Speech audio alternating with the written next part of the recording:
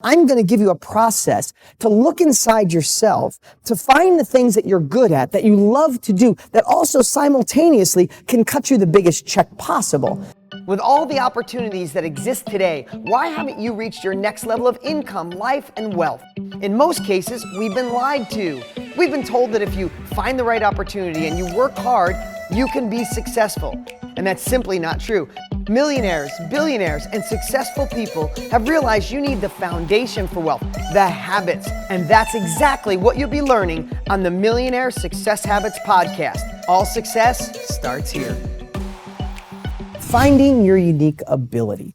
So Dan Sullivan, and I'm going to use his term here because he's someone I've been in strategic coach for about 8 years, and he just helps entrepreneurs go faster, quicker, and better, and create processes and systems. Yes, I even pay for coaching. I pay him $25,000 a year. I see him 3 times a year, and he helps me systemize and process. And his whole model, his whole company, he's taught, more entrepreneurs to go to the next level than probably any other human being alive.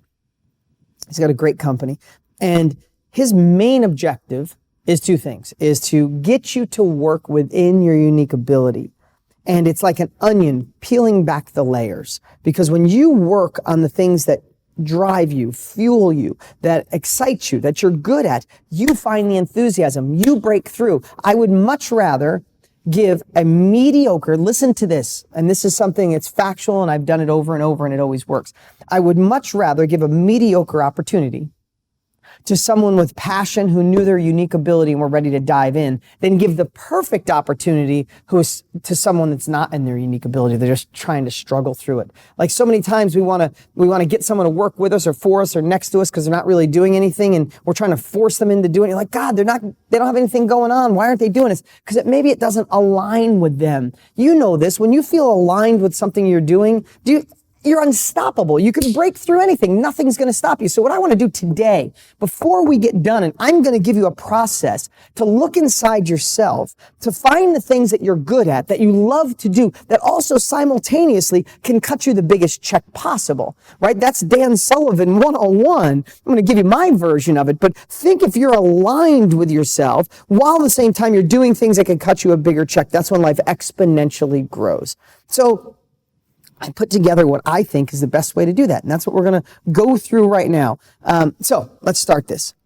First off, I'm just going to touch lightly on what business is to think about. Now, because that was a secondary question. Number 1 was the finding unique ability. I want you to think about this word. If you watch a lot of what I do, you know I like this term called future-proof. I was in a mastermind. In New York City about 6 months ago with literally the top marketing and businessmen I know. These guys are rock stars. They're unbelievable. They're brilliant. And we do these sneaky little masterminds about 4 times a year. I'm actually going to Paris in 3 weeks to do one with this same group of guys. And here's the cool part. The same reason people pay me $100,000 to come in mine. We're going to go sit in a room, 10 of us, and all share our best secrets. This is what I found in the last 60 days that's killing it. This is look at that, I had my phone on, sorry guys.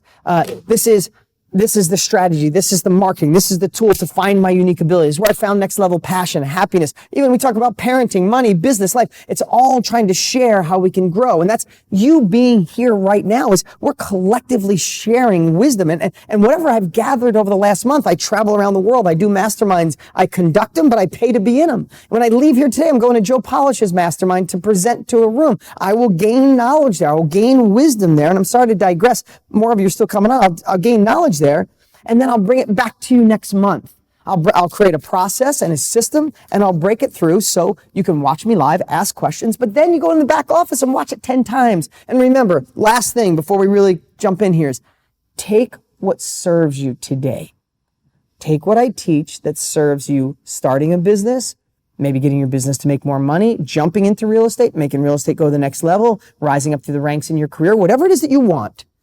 In your life, your health, your income, mostly, your finances, whatever it is you want, take the pieces that align with your heart today, and I encourage you to put them in place immediately.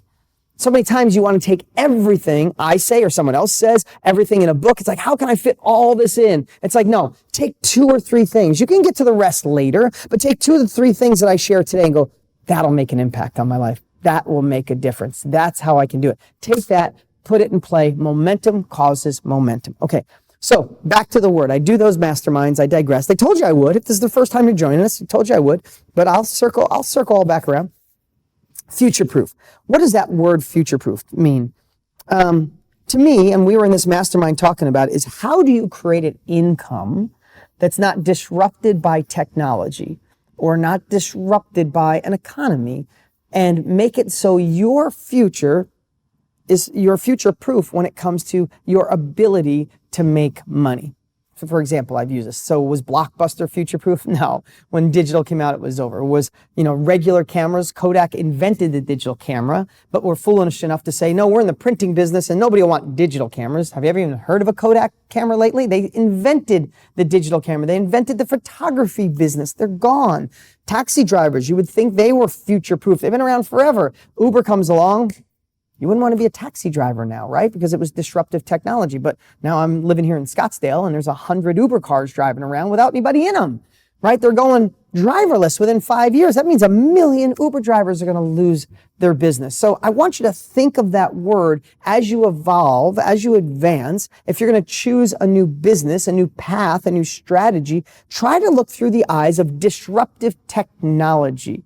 My good friend Peter Diamandis, who wrote the book Abundance, got that word in my head, disruptive technology. That's what everybody's looking for in Silicon Valley and everywhere else. How do I come in and disrupt the technology, something that's been there forever? I break it and no longer exists. iTunes broke the system. Amazon broke the system. So when I look at ways, for me, I'm not Amazon, I'm not Google, I'm not Facebook. So how do I make more money and protect myself? When I look through those glasses, I look at things that are future-proof. Real estate to me, if you're one of my real estate students, everyone is always going to need and want a place to live. Real estate will always be there. It's the alternative to the stock market for investors. There's always people that need to rent because they can't buy, and then there's people that need to buy. There's always people that are going to diversify their portfolio with buy and holds. To me, real estate is future-proof. And when you know the strategies I know, you make money on the way up and the way down. So of course that's one. And if you're one of my real estate students, why I want to empower you and keep going.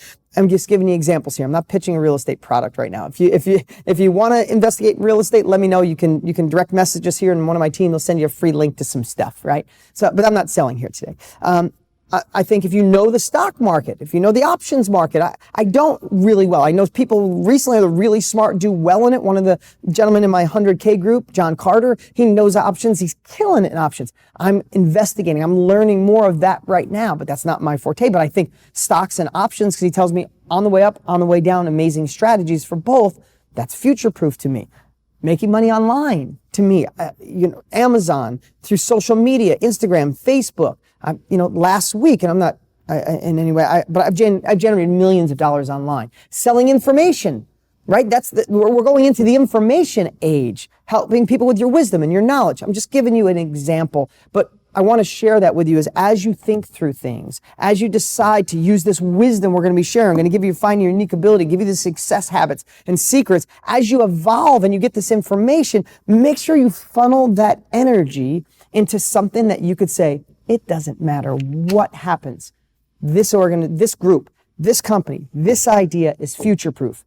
And remember, a perfect idea with B players, someone without the passion, will work far less than the right people with passion who know their unique ability. You give them a mediocre idea, they'll make it work. Give someone else an amazing, perfect idea without that passion, it doesn't happen. So, future-proof, that's one of the ways to find the business. Now let's get to your unique ability. There's going to be a process I'm going to go through. I'm even going to go to the whiteboard today. Not yet. Mike, I'll tell you when I'm going to go, okay? So let's talk about something I've shared for. We're going to get in your head a little bit, and then we're going to drill down, okay? We're going to go emotional, and then we're going to go to logical and tactical.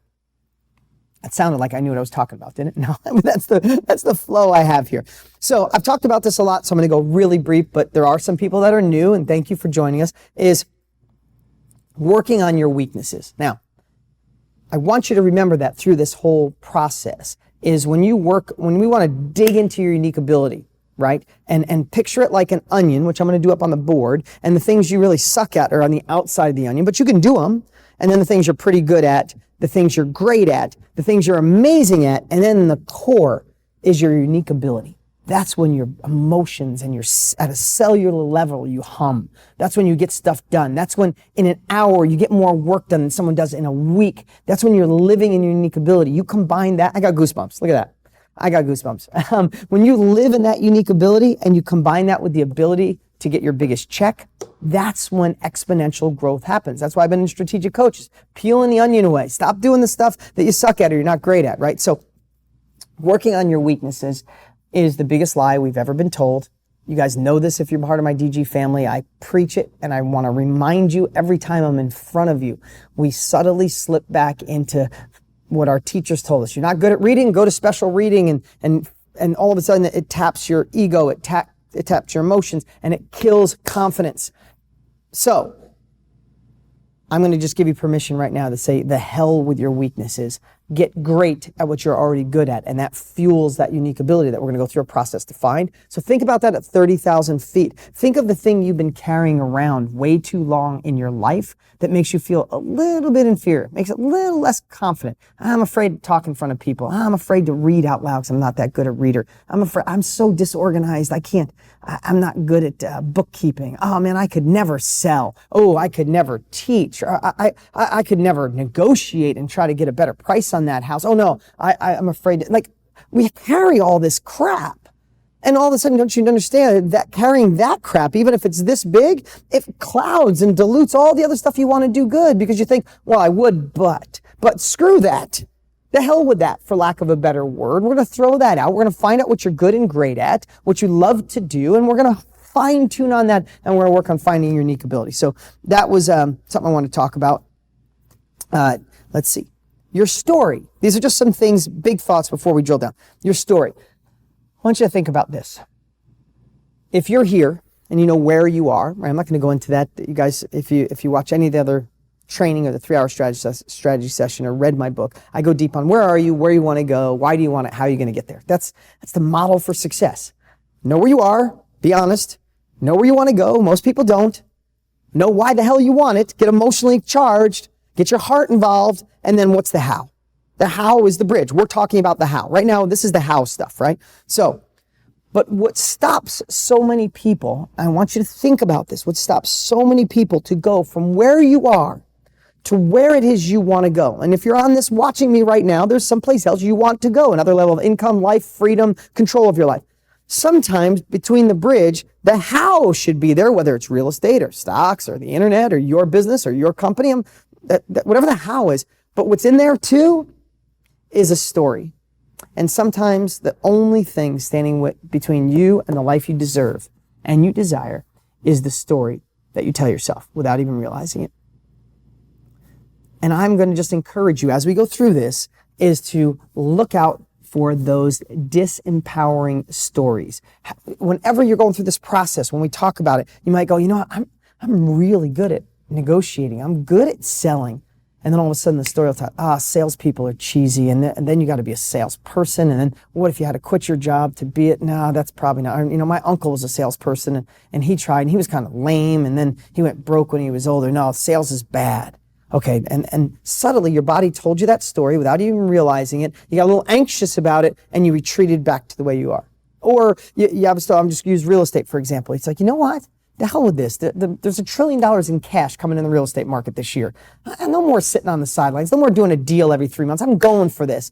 And all of a sudden you remember someone else who lost all their money in the last real estate bust because they weren't educated. They weren't getting capabilities like you are. They didn't have the path. But that doesn't matter. Your subconscious, your ego, your emotions told you that. That story popped up and you go, and then you dabble.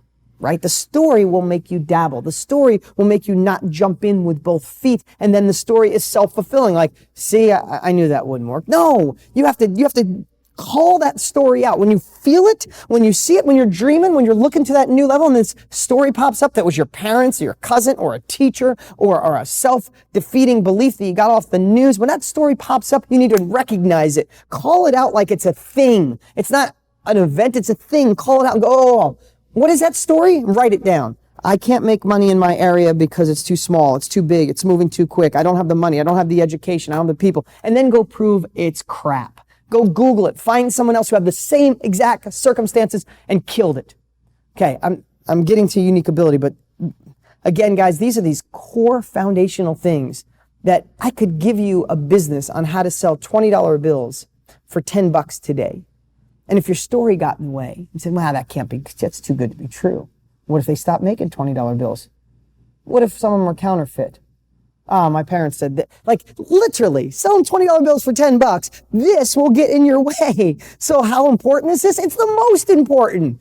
It's everything. What I'm sharing with you right now, guys, I hope you understand it. I hope you appreciate it. I have a group called Genius X. People come. I don't share some rocket science breakthrough. This is the type of stuff I share. I just go deeper, harder, and stronger. And some of them are doing $10 million a year, and my buddy's doing $800 million a year in sales. He still sits there and is reminded of the stuff I'm telling you. He's like, shit, that's why I can't go to $1 billion. That damn story. Recognize it. Prove it's a lie.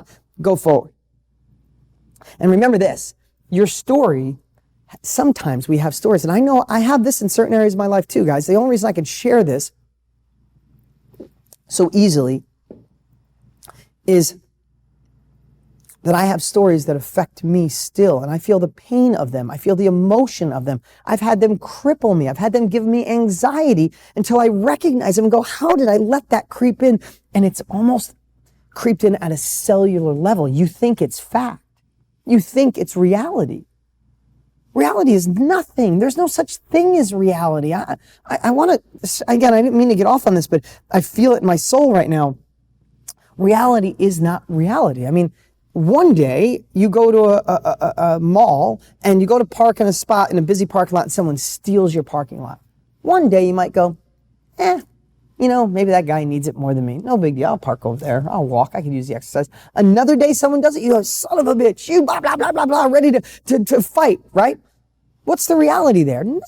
Someone took your parking spot actually factually happened, but the reality is what you thought of it. Get in a car accident one day. You know what? No one's hurt. Who cares? That's why we have insurance. It's metal. Get in a car accident another day. Why'd you do this? My insurance going to go up this, tell all these stories. The reality is what you perceive it. If you let that story stand there, and we all have them on every level, doesn't matter. You have had massive success in your life or you wouldn't be here. But as you grow, new stories pop out. I'm not kidding you. I'm going to be completely transparent because you guys are like family being with me every single month. I had a story pop out 3 weeks ago that I didn't know existed. Caused me for the first day of my life to have a full day of anxiety. Never did. If any of you suffer from anxiety, I am so sorry. I didn't know. I've been anxious. I've been stressed. I've had sleepless nights, but I never had actual anxiety. And I hit a nerve and just like the lid came off and I was like, what is this? And it was a story through my childhood that I just repressed, that I kept a lid on and the lid popped off. I was upset the first day, but now I'm so thankful for it. I didn't know it was still in there. Now I can work through it. I could call it lie. I can manipulate that story. There's a whole nother level of life waiting for me now. It's just a story that hit at another level of evolution of life. I went a little too deep on stories, but that's how important it is. Because your story, and this is the last thing that we're going to drill down, your story is so empowering on a cellular level, your body believes it. Think about that. We used to have fight or flight mechanisms when the caveman would walk across the field and the prairie, and if a lion jumped out, fight or flight, right? We don't have those feelings anymore. We don't have those, in most cases, we don't have that anymore. We're not going to be eaten by something. We're not prey animals anymore. We're not going to war in our backyards, right? So our frontal lobe has grown, and we're getting those same kind of feelings from stories. The stories are causing that same fight or flight. And when you recognize them, and you start to turn them around, replace them with empowering stories that instead of feeling, you feel, I got this. I got this. Thanks for that old story. It gave me the journey to be here, but now I'm here. I'm replacing you. Thank you for the shitty story. I'm replacing it with an empowering story that I got off the internet, off a friend, off of someone who's doing it, from Dean, watching this training. Replace the story, place the outcome of your life. I hope you have a pen. Hope you have a paper. If not, come back, watch this again, and do it. But I'd love for you, we're going to drill down to your unique ability, is start writing down the things you love to do or you're good at. Okay? Things you love to do or that you're good at. And I'm going to give some examples here. I'm just going to chat. Mike, I might go up there in a little bit, but think about this. Do you love to negotiate? Like, are you the type that could go to a flea market and I want to get, they want $20, I want it for 10. Or you're walking in Chinatown, it's like, I got to negotiate, I just got to do it. Or you're like, is negotiating not even something you would consider? So think about that. Do you love negotiate? Do you love to sell? Let me just ask you something. Most people say, no, I don't really love to sell. But if you go to a good movie just makes you laugh so much you can't. You know the movies when your stomach hurts, you fall on the floor? Like, I've literally been to movies where I'm holding my ears because I can't take another more. I'm laughing so hard. So you go to a movie like that. When you see your friend, your wife, your husband, coworkers, employees, employers, you see them, do you go, hey, I saw this movie, it's pretty funny, you should go? Or do you go, oh my God, I went to this movie. There was this part so ridiculous. I fell on the floor. I was holding my ears. Dude, you got to go. Which one are you? If you say you don't like to sell, but you're the person that could sell somebody to go to a movie or a restaurant or read a book, you're a liar. You're a good salesperson because it comes from authenticity. It comes from enthusiasm, right? When we love something, we want people to enjoy it too. So the enthusiasm, the excitement, do you love to do that? If not, don't write it down. Do you love to teach? And I want you to be a part of this right now. These are things you love to do or you are good at. Do you love to teach? Do you love to solve problems? One of my greatest skills, I believe, is I can walk in a room with a bunch of people that are going in different directions. They're an impasse. No way we can resolve this problem. And I love to listen, and I love to see what everybody's saying and see what everybody's fears are and see what everybody's goals are and come up with a solution that works in the middle, and I can solve problems. I've been a problem solver my whole life. It stems from my childhood. I had to solve a lot of problems with my dad. I love him dearly, but he had a lot of conflicts going on in here. He's the youngest at 12. He was emotionally abused, physically abused. A lot of bad stuff happened to my dad when he was a kid. So he was always up and down, going different directions. And I had to solve that problem for him or I'd have a tough time as a kid. So I learned how to do it. God gave me that. God gave me that father. God gave me that circumstance. It happened for me, not to me. But man, it made me know how to negotiate. It taught me how to solve problems on the fly. Are you good at solving problems? I'm talking through these because I really want you to think, what am I good at? What do I love to do? All right. How about creating systems? Complete opposite of me. I have people that work for me are the best in the world and they love it. When they see all the crazy stuff I do, they want to take it and make standard operating procedures. They want to create a system and a process so it's modeled. They love tracking numbers. They love Excel spreadsheets. That stuff, when I look at it, my brain hurts. They love accounting. They love watching formulas. They like creating formulas. Is that you? Do you love to create processes, standing operating procedures? Do you like to create systems, make things replicatable? My company would never be where it is if I didn't hire great people like that because I suck at it. And I used to think I was so inferior. Remember working on your weaknesses? I was like, man, I can't read good. I can't look at spreadsheets. My accountant sends me stuff. I feel overwhelmed. I'm like shaky. I don't love any of that. I despise it. Somebody sends me a big long email. I can't even read it. I have dyslexia. I can't read good. I don't want to work on those. That's what we're going to evolve this. But what you realize is I'm really good at a few things. When I live in my unique ability, which we're going to go deeper on, man, I can afford to pay someone to do those things. And maybe you can't right now, but I want to tell you the fastest way to get there is by going deep on your unique ability and ignoring the things that you suck at or you get someone else to do. And especially we're going to talk about how the world has changed and you get people to do things a lot cheaper than we used to. Can you figure out complexity? Right? That's not systems. That's when like my son has this ability to look at stuff and just get it. Like look at a puzzle, he gets it. Doesn't have to read like he figures out complex stuff. It's the way his brain thinks. But he's also a little OCD about it. Like this morning, my daughter had pitching practice. Oh my God, it's so hot here in Phoenix. It's gonna be 120 today. We went to pitching practice at 7 a.m. It was 98 degrees at 7 a.m. and we were out in the sun. It was tough. I give her credit. I always tell her, you win when no one's watching. You should remember that forever. I probably learned it from somebody and make it up. It's what I teach my kids. They love, both of them are superior in baseball. I'm not being a jerk just because they're my kids. Of course I'm proud. But my son, best batting average on the team, more hits. My daughter, best pitcher in the league. They love winning. But they don't win. I tell them you don't win at the game, right? You win when no one's watching. You win this morning at 7 a.m. when she had to get up at 6:15 in the summer. not having to go to school and go out in 98 degrees. She was sick when she was done. She was complaining by the time when she was done, but she did it. That's her second time this week.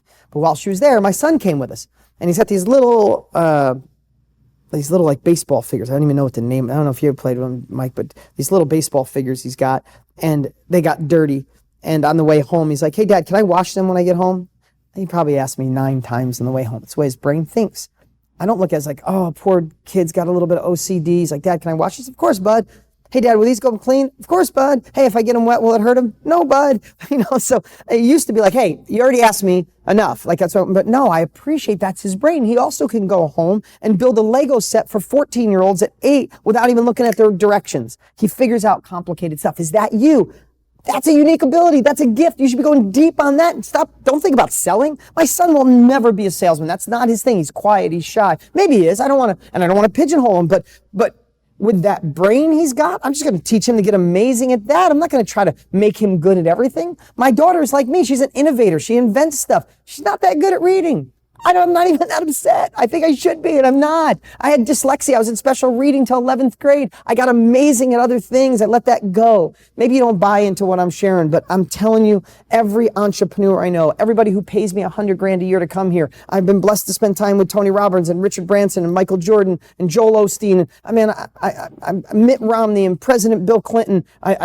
I spent a whole day with the Trump family. Doesn't matter if you like them or not. Before he ever considered, I really met the kids, and then I met Donald by accident. But whether you like them or not politics, I've just acquired all these, like I get to meet all these famous and wealthy and people that really have kicked ass, for lack of a better word. And I realize they all suck at a lot of stuff, but they're really good at a few things. That's why you knew it when I sent out the survey. Your heart told you, I want to drill down. I want to find my unique ability and apply it to everywhere in your life. I hope this is making sense.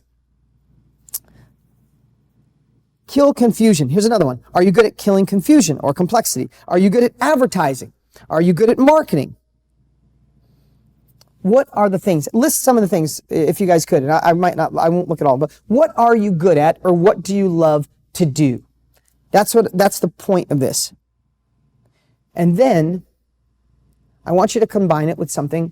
And again, I rambled there and went off on a family story, because I'm hoping at the same time you're thinking, what am I good at? What I like to do? We've spent so much time doing what we're supposed to do, doing what we're told to do, doing what we think we should do, doing what we think will take care of our family, think will protect us, that you forgot that you are a badass in so many things. What lights your heart up? What excites you? What makes you want more? What vibrates you? What do you do? And when you're doing it for an hour, you get more done than you do in a day or 2 days of doing something else you're not. I don't want you to think how you're going to get there. I don't want you to think how it's possible. Let's take real estate, for example. Do you love negotiating the deals, finding the deals, doing the paperwork, selling, buying? What is it that you love to do? Write that down, because I want to talk about how we can do more of it. Okay? This is where unique ability comes in. Now, I've been a strategic coach for 8 years, peeling that onion away.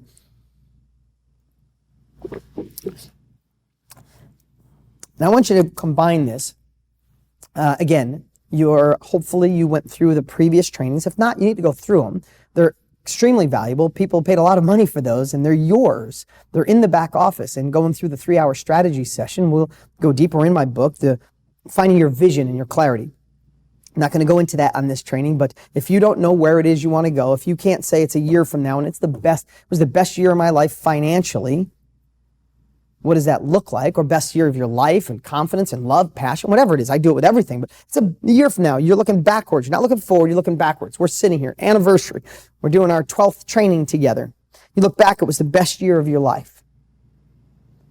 Let's just go with finances. Financial, what does that look like? How much money are you making? What's your business doing? If you're doing deals, if you started your own company, you got a promotion, what does that look like? And then attach emotions to that. What do you feel like when you wake up? What do you look like when you walk in a room? Do people go, oh my God, what, did you cut your hair? Did you tan? Did you work out? Like what your wife looks at you like, damn, or your husband looks at you like, wow, because you are living it. You are where you are supposed to be. So it's a year from now. It's the best year of your life. You start writing that down, and then that's where you want to go, right? So that's your vision. That's your clarity. Most of the world, and I say all the time because I've asked thousands of people, 9 out of 10 people know what they don't want. Ask them, what don't you want? Boop, boop, boop, boop. Stop them. What do you want? Oh, that's a good idea. Maybe some more money. No, that doesn't work. It's like being in a car going 100 miles an hour with no GPS. You're going to get nowhere fast, right? Or drive off a cliff, right? Or it's being on a treadmill and you get something new. If you don't know where you're going, you just put the treadmill from 5 to 7. Still not going any place. You're still running in place. We need vision. So I want you to, if you haven't ever gone through that, go through the exercise of really thinking it's a year from now. It's the best year of your life. You're looking backwards. What does that look like? Create that vision, create that clarity. And then think of the things that you like to do, that you're good at doing. Combine that with how they can get you the biggest check, right? So combine what I like to do, what I'm good at, how can that get me a check, and how can I do more of it to reach where I'm going to be in a year from now. You see, we live in a crazy busy world. Technology has just allowed us to do a lot more in the same amount of time. We all know that. We can agree on that. And if you don't have clarity, if you don't have a vision on where you want to go, you're going to say yes to too many things. You're going to say yes to everything, and there's no time left for the things that can bring you to that next level of life. That's why we're all going nowhere. Somebody said, I'm going nowhere fast. Yes, Sandra, thanks for saying that. But that's what we're doing. You know what it is? Sandra, you're saying yes to too many things. You need the vision and clarity of where you want to go. And remember, yes got you out of Egypt. No will take you to the promised land. You are an achiever. You're here. You're success oriented. You do more than most people. You're used to saying yes. Now it's time to go, this is where I'm going. I'm going to say no to the things that don't serve me. And this is the important part. Write this down. Think about it. I'll repeat it. You're going to say yes to the things that are more in line with your unique ability, that you love to do or you're good at, that are combined with a big check. I say big check because Dan Sullivan uses that. Making more money, building security, whatever it is, because you might like surfing. That's great. You should. It'll solve your, but it might not be making you money. So when I say good at or like, do those things because it'll light you up. It's your free time, so you're more engaged the next time. But I'm talking about the things you like to do, you're good at, that can be combined with the biggest check, and then both of those together are driving you towards your vision. That's what successful people do. That's what people in Strategic Coach do. That's what my top students that are here in my mastermind do. They know what they're good at or like. They continue to get better at it. And they keep saying no to the things they suck at. They know their vision and they combine what they're good at and what they like to do with the things that can make them the check. And that's the things they do because that's going to drive them towards their bigger future, to where they want to be in a year. I hope that's clear. I think I repeated it a couple times, but that's one of the biggest secrets to success, knowing your unique ability and then actually utilizing it and not being stuck doing busy work, not running on a treadmill, not driving your Ferrari with no GPS. It's time to say no to the things that don't serve your bigger, better self, don't serve God, don't serve the universe, don't serve your family. It's not bad to say no. It's not bad to finally get rid of the negative friends. It's not bad to end something that's not working for you.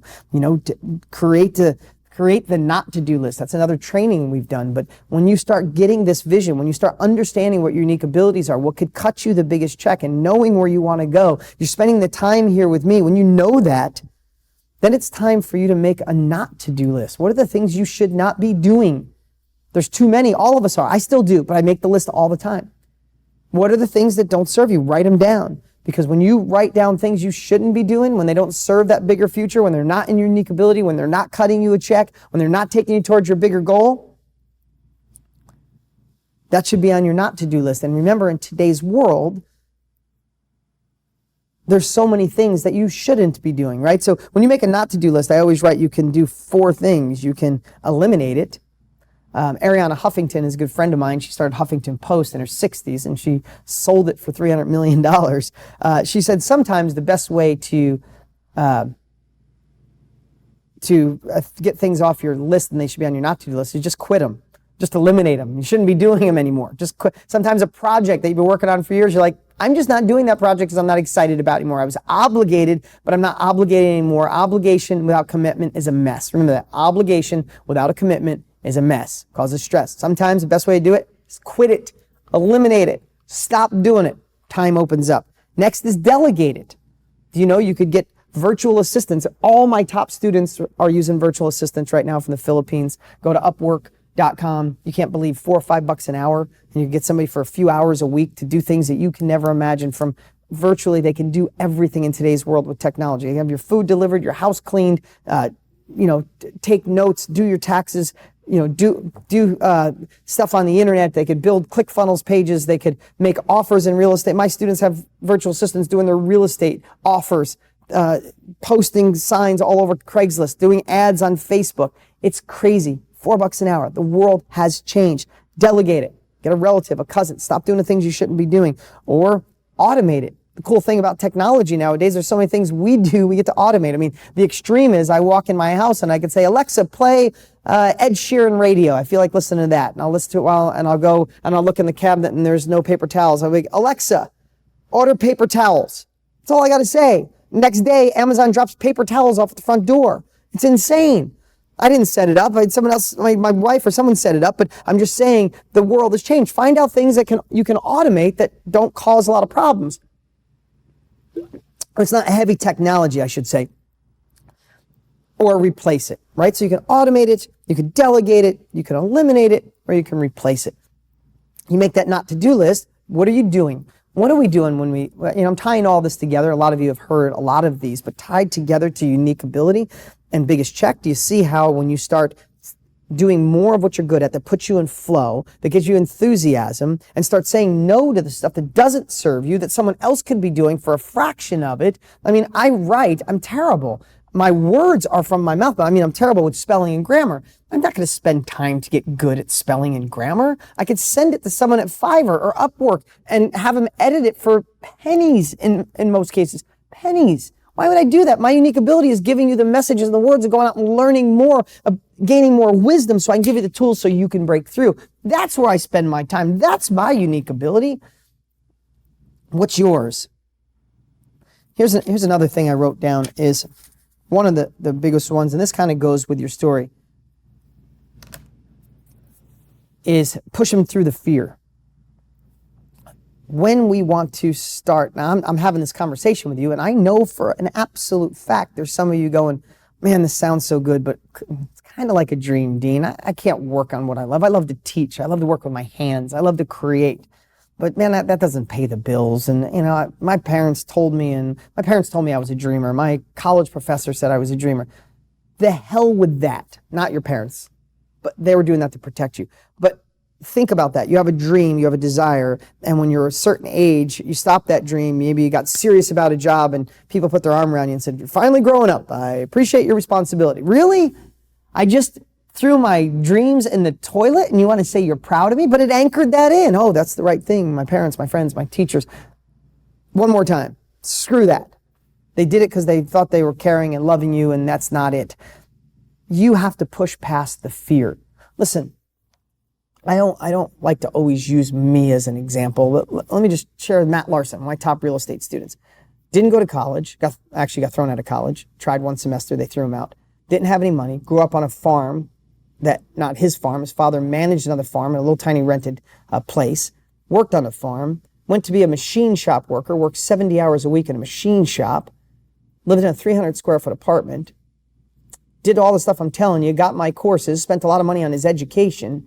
And his family came to him and said, are you crazy? Real estate's for rich people. You'll never be able to do it. His girlfriend broke up with him because he spent lots of money on the education and said, you're a dreamer. And he called us to literally give everything back. And we said, did you even try? He's like, no, but. All stories, all fear. All we said is, please go try it.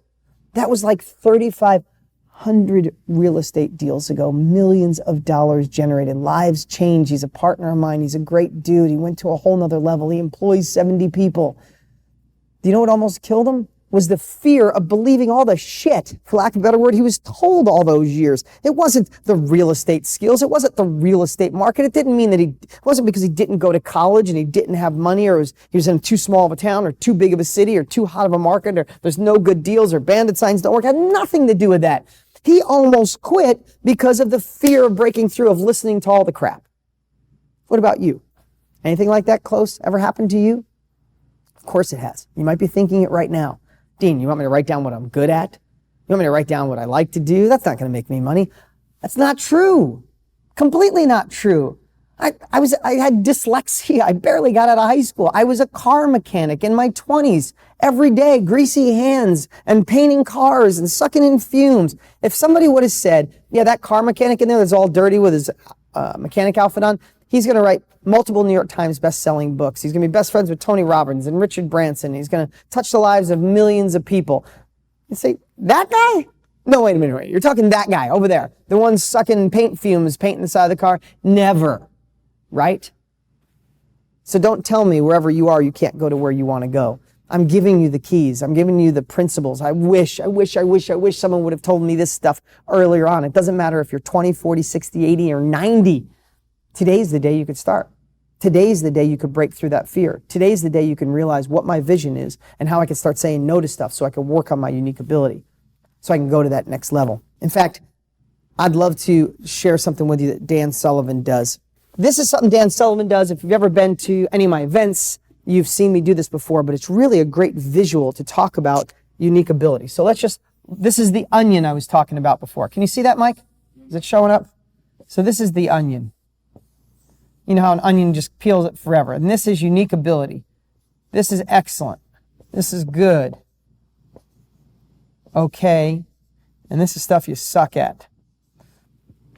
Okay? I'm really eloquent in my words. You know, here's the cool part. I work on my unique abilities. I don't have a great vocabulary, a vast vocabulary. I probably swear a little bit too much, but I do that for impact. I don't do it at home, I promise. But I want you to look at things this way, because there's two ways to look at this unique ability circle. Is as entrepreneurs, consider yourself an entrepreneur or not, you're somebody seeking another level. John Baptiste in 1790 coined the phrase entrepreneur by saying someone who takes one level of productivity to another. You want to take your income, your life, your health, your happiness, your joy to another level. To me, entrepreneur. I think sometimes that's in today's world, for some reason, it gives it a bad name. That's why sometimes you feel lonely. It's like, no, I don't want to do what everybody else does. I want to go after my dreams, my goals. I want to be in control of my life. If that's a bad thing, then I'll be on the bad list. But here's what Dan Sullivan, how he teaches us. As entrepreneurs, as success seekers, we've said yes to everything to get here. So we say yes to the things we suck at. We say things that we're okay at, that we're good at, excellent at. And sometimes we spend some time in our unique ability. What you want to do with all we're talking about and your vision, your goal, what you love to do, what you're good at, will cut you a bigger check, is start eliminating these months or years at a time. I have to tell you, I've been with Dan Sullivan for 8 years. I give him 25 grand a year. You know what his tagline is? It's pretty cool. He said, my best clients are entrepreneurs with deep pockets that are slow learners. How funny is that? He had to that's what he said. Entrepreneurs with deep pockets and slow learners. I've been in 8 years and I'll never get out of it. But the whole point of this process is, let's just say, for example, in your unique ability, you make $1,000 an hour. Is that possible? Of course it is. I'm going to use real estate as an example. In your unique ability, if it's finding deals other people can't, and then finding buyers are easy to find, but finding deals, and you find a wholesale deal that takes you 5 hours total and you make $5,000. Could you make $1,000 an hour? Absolutely. So let me just use that as a realistic number. That's in real estate. Doesn't matter what you're doing, what business you're in. And if you're working for someone else, making $1,000 an hour might be an impossible thing. I know that. I'm just using this for reference. But think about what you do for a living, what you're good at, what you like, what could cut you the biggest check. If you were just focused in that, when I'm writing a book, with as many books as it sell, when I'm writing my book, I know I'm making $1,000 an hour, or whatever that number is, right? So let's just say in your unique ability, you make $1,000 an hour. And the things you suck at don't make you anything, but let's just say $10 an hour. Okay, so for me, writing, teaching, educating, flipping, real estate, creating a new information product, those things, that's where I'm in my unique ability. When I'm training with you right now, this fires me up, gives me enthusiasm. That's what I love to do. Down here, trying to edit my own slides, trying to edit my book. I write a long email and I try to edit it, and I'm doing this. I'm wasting my time trying to create an Excel spreadsheet, trying to work on technology, trying to figure out everything on my cell phone. I don't know it all. I get one of my assistants to show me how to do things. Set up Siri at my house so I can listen to music. It overwhelms me. I get like, ugh. I used to think, I should know that. I should be smarter. Now it's like, nope, I'm not going to. I have a house concierge. This sounds like I'm bragging. But what I've come to realize, if I work in my unique ability, everything below this becomes an ROI, a return on investment. So let's just say this is $100 an hour or a day or whatever the number is, right? Let's just say it's $100 an hour or $5, $20 an hour, $100, whatever the number is here for you. But let's just say things you suck at is 10. Let's just say this is 20. Let's just say this is $40 an hour. Let's say the things you're excellent at are 50 or $100 an hour you could be making. What Dan's whole point is, and you can look at this in many different ways, lower in complexity or whatever. Dan's whole thing is when you peel the onion back, and you get to where you can live in here what you're good at or you like, and the biggest check, right? The biggest check, all of these become an ROI. Why would you do stuff at $10 an hour when you can live here and pay that person? Or why would you even do stuff you're good at or excellent at or excellent at when it becomes an ROI? And I want you to, this is not anything that's going to happen today. I'm not saying you're going to do this today, but I want you to think about this because most people don't. Entrepreneurs are lonely. Entrepreneurs think differently than everybody. We make money different than everybody. You're sitting here watching me. There's a million other things you could be doing this morning. Some of you might be at work sneaking this. I know it's the middle of the day. But you're here, you do things different than everybody else. You got to start thinking differently. This isn't corporate structure. This isn't trying to evolve through the ranks. This is thinking in a creative way, outside the box. Tap into your unique ability, tap into your own enthusiasm and authenticity, and think a little bit differently than everyone else. So I'll give you an example. When I was maybe 21 years old, I had my first apartment house. It was a 10-unit apartment house. I got in it with no money down. I worked on every single apartment. I'd work on an apartment and I lived in one that wasn't done, and I'd work on it while I lived in it. As soon as I'd get it done, I'd rent it and I'd move in one that wasn't done. And I did this, and I finally got all 10 apartments rented, and it was amazing. It was my first big deal, and it really set the standard of my life. My first deal I did before that, but that one I started probably in my teens. But I was in my 20s. I owned that building for quite some time. I lived there for free. It paid me cash to live in there. I lived in the top floor, 10 apartments.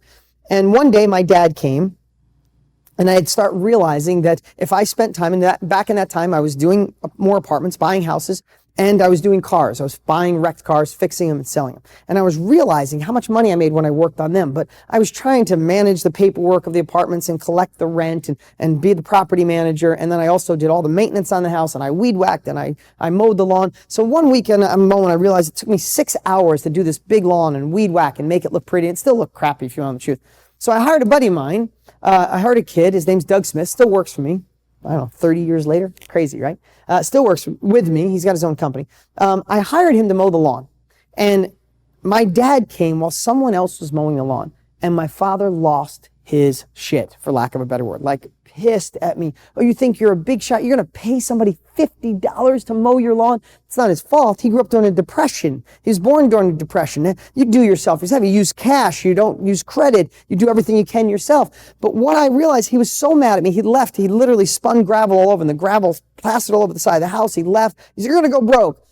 And he came back. We apologized, all that stuff. We all have our own relationships with our parents. I'm making this story is an impact for a reason, because what I realized when he left, and my dad always never did great financially. I love him dearly. I'm happy to say I retired him 15 years ago. But what I looked at that very moment, it was the greatest lesson ever, because I realized that when I would buy a wrecked car and fix it and sell it, or I would get another apartment, or find another house to fix and flip, I started calculating how much I could make on a Saturday. And I used to spend 6 hours a Saturday doing this lawn, right? In 6 hours, I could fix a car, find another house, do it. And I realized maybe in that 6 hours, if I averaged it back then, let's just say I made $500, for example, in that whole Saturday, if I worked on cars or worked on real estate, or $50 to pay Doug Smith to mow my lawn. I realized back then that I had a 10 times multiple by paying someone to mow my lawn. I made 10 times the money, and I bet you it was a lot more than that. So what are you doing in here that you should be doing up here and eventually pay somebody to do this? Stop doing it, delegate it, or automate it. I love this. This is Dan Sullivan's Unique Ability Circle. I modified it the way I see it, but do you see how this is like, I hope this is like, I got it. I want you to think about this too, is the last kind of, to lock this all together, to tie down your unique ability, right?